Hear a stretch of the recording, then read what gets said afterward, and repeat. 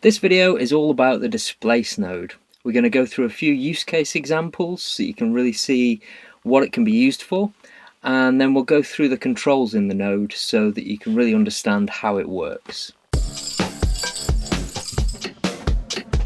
So first, what is it and how do we hook it up to other nodes? The Displace node uses a map image to displace or refract another image. This is useful for creating a vast range of effects, from bevels and heat distortion to glass and water effects. You can use quite a lot of different things as a displacement map image, including text, shapes, noise, or a photo or a video, and these each have quite dramatically different effects. If we look at the node inputs, your displacement map always comes in on the green channel. The image to be distorted goes into the yellow, and the blue is a mask input, which is obviously useful for containing the effect to certain areas. So in this first example, I've got the text and a background coming in to the displace node on the yellow input here. And then I'm using a fast noise node as the displacement map, which you can see in the second viewer here. I've got the seethe rate of the fast noise turned up to about halfway, which gives it this watery movement. In the second example, I've got just the text coming into the displace node, and then I'm using this grid node to create a stylized effect on the text. And then in this third example, the displace node is the foundation in a larger node tree, which creates this glassy water droplet effect. I recently did a video showing exactly how to build out this effect, which I'll link at the end of the video and in the description if you want to build that yourself. Let's have a look at what the controls do within the displace node now. I've just got a really simple node tree set up here which will help demonstrate the controls of the displace node. So we've got a blue background with a grid node over the top, and that's coming in on the yellow background input of the displace node. Then we're using a fast noise node as a displacement map, and you can see the fast noise in the left hand viewer here. So let's have a quick look in the inspector. And starting at the top, you'll notice there's two tabs, radial and XY, and they have very similar controls in them but do slightly different things. So let's have a look at radial first, and I'll just turn up the refraction strength so you can see the effect. Now, the first thing that you might notice is it radiates out from a central point, so you can see that the effect gets stronger as we go out towards the edges of the image.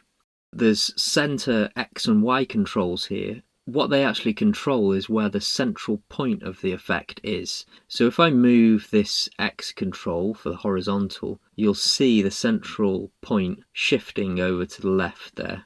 Below that, you've got refraction channel, where you can select which channel from the displacement map is used to displace the image. So you've got red, green, blue, alpha or luminance channels.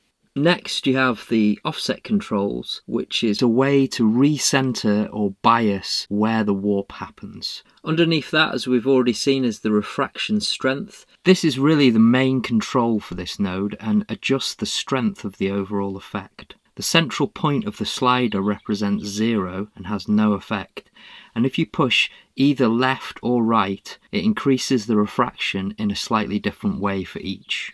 The last four controls are for the simulated light source, which affects only the displacement map. This can be used in a number of ways and is really useful for watery or glassy effects.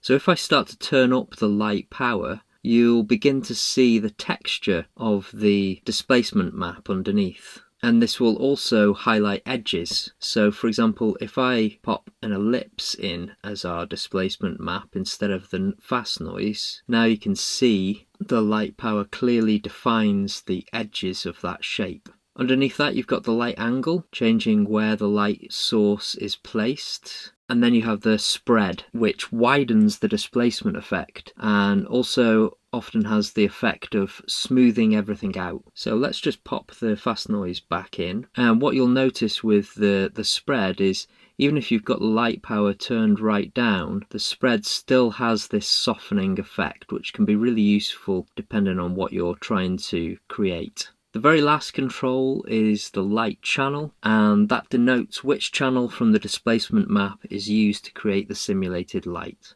So that's the radial tab. Let's jump into the XY tab now and see what's going on there.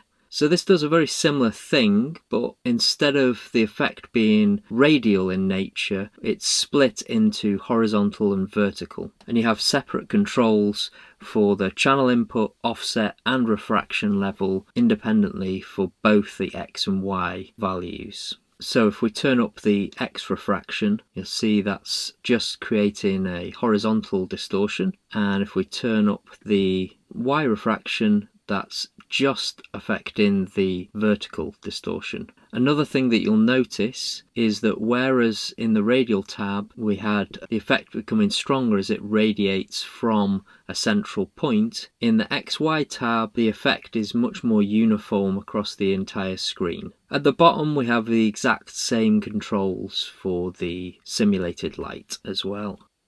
So that's all the controls for this deceptively simple node, and what you'll find is that out of all of these controls it's often actually the choice of displacement map which has the biggest effect. So I'd recommend trying lots of different things to use as a map when you're learning this, and that way you'll really get to grips with what's possible. Have fun experimenting, and I'll see you in the next video.